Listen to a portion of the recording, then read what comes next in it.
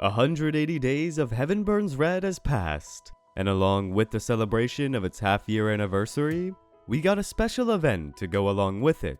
A resounding beat that has lingered in the heart of Key for over a decade now. Heaven Burns Red and Angel Beats collaboration, Where the Cosmos Blossom. In a rebellion against God, the Battlefront fought against Angel to find the satisfaction they never got in their lives. Through times of crisis, laughs and tears, one by one they found peace. However, not everyone was able to grasp the motivation to pass on. This is after those chaotic but cherishable days. Almost immediately, we are brought straight into the midst of the front lines, awakening in the tunnels of the guild where 31A meets up with the remaining members of the Battlefront. The leader, Yuri Nakamura, and the lesser-known drummer of the band Girls Dead Monster, Miyuki Edier, along with their once-sworn enemy, Kanade. The 9 awaken seemingly out of nowhere in a weird hybrid of the Angel Beats afterlife, but teeming with cancer and traps never before seen. When it comes to the logistics of chronology in the world, it's best to take it for what it is. Because what makes itself stand out, first and foremost, is the kindling of the group comedy Key has fostered since Little Busters. Pitting the cast of HBR, Angel Beats, and all the comedic hijinks the obstacles of the guild throws at them is no short of extreme entertainment. Those familiar with Angel Beats will have quite the time in remembrance of the cleverly placed memoria of the fun the show once threw at us. Angel Beats solidified the strong points of how a large cast can craft never-dulling scenarios, and with HBR having built off of that sort of dynamic really gives no excuse to hold back. What with Yuri getting along well with both Ruka and Miyuki, surprisingly, to even Kanade, who's still a bit awkward at expressing herself from her seemingly apathetic visage. The tunnels of the guild become a sort of playground for the characters to show all their eccentricities front and center. A great time to indulge in their dynamic once again. But as they make their way to the surface, the truth of what this event truly is becomes ever clear. The second beat we never got. Way to really rub it in, Maeda. When any series or character within has a definitive and satisfying conclusion, feelings can often be a bit mixed. I was a bit skeptical as well, to be honest. That's why I'm glad to say this event is not only respectful of where the anime left off, but the natural continuation of where these characters would go from there. Since I haven't read First Beat or any of the spin-offs, I can't speak for any wider implications, but within both Yuri and Kanade is the reflection of who they became at the end of the anime. Finally, we get to see Yuri spend time with Kanade as friends, not the sworn enemies of before. Now both here for a greater purpose. A purpose that helps relieve the franchise's one pain point. What's so gripping about Angel Beats is how the setting establishes firm circumstances that moves us to inherently place emotional ties in each and every character we see. All of them died with lingering regrets which has kept them from passing on. So upon seeing any one of them brings 3 questions to mind. How did their life end? What made it so they couldn't pass with a smile? What will? It evokes us to extend a hand of empathy from first sight, leading our imagination to wonder more than what 13 episodes can reasonably explore. As such, there were so many characters we wanted to learn more and had been speculating about. And finally, this collaboration gives the opportunity to resound the beat of their heart, to which it puts on full blast.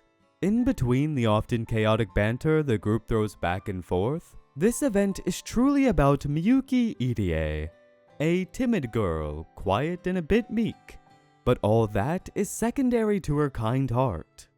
She was a drummer of Girls Dead Monster, whose only time in the spotlight was shared with Sekine in the Hell's Kitchen OVA. Fitting her personality, her role was always in the shadows of those who stood in front. But here, we come to understand who she is and why she ended up in the Battlefront. Her story gives yet another perspective on the attachment to one's death. What if one's regrets are not directed towards the unfairness of their life, but what their death brought to others?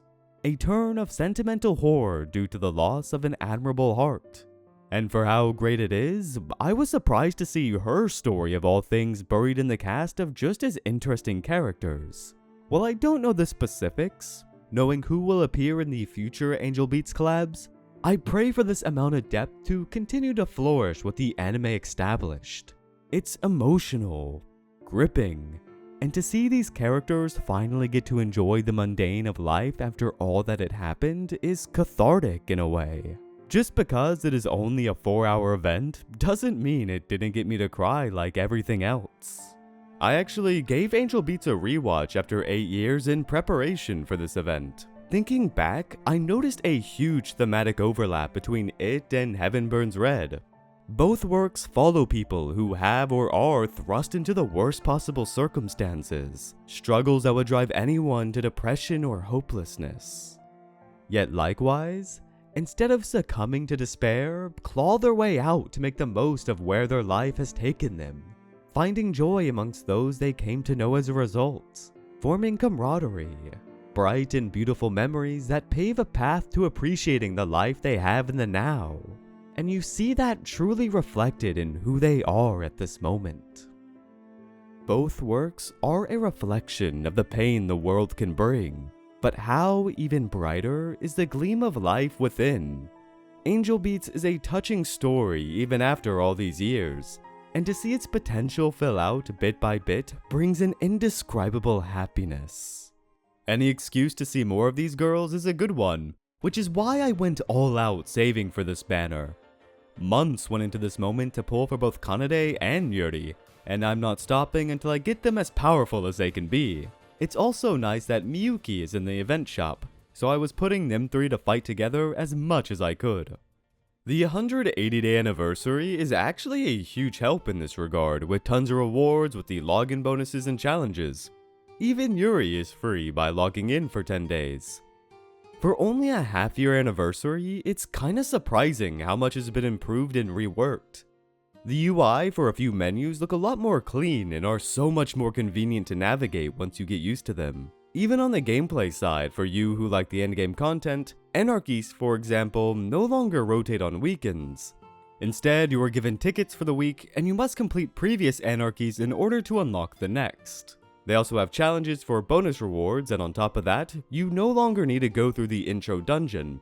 You fight the boss right from the start. I've been using these along with the score challenge to test out Yuri and Kanade, and yep, they are a lot of fun. There's also a new game mode called Arts Battle, which is really cool too. It blends deck building with the normal HBR combat to give way to interesting gameplay, forcing you to strategize with different cards, abilities, and when to engage in battle to level up. I've only played the first few stages so far, but it seems like it can get a lot more fun the more cards you unlock. Less to say, HBR has come a long way since it first released a half-year ago, at an unexpected pace too. From the depressing undertones Chapter 1 hid beneath its comedy, all the way to the heartbreaking Chapter 4, to even the event such as this that gives its all to grab our hearts and not let go for a second. It's a beautiful game.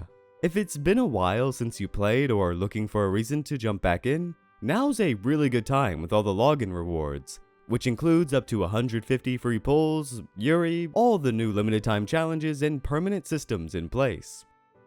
The event ends June 12th, and unlike many other events, sadly this one is limited. It's got me hooked once again, in wonder of where the game will go on from here. Chapter 4 Part 2 evolved the story in a way I wasn't expecting, and now to see Angel Beats get its well-deserved re-emergence, I am more excited than ever for the future. So with that, thank you very much for watching. I hope you enjoyed. Later.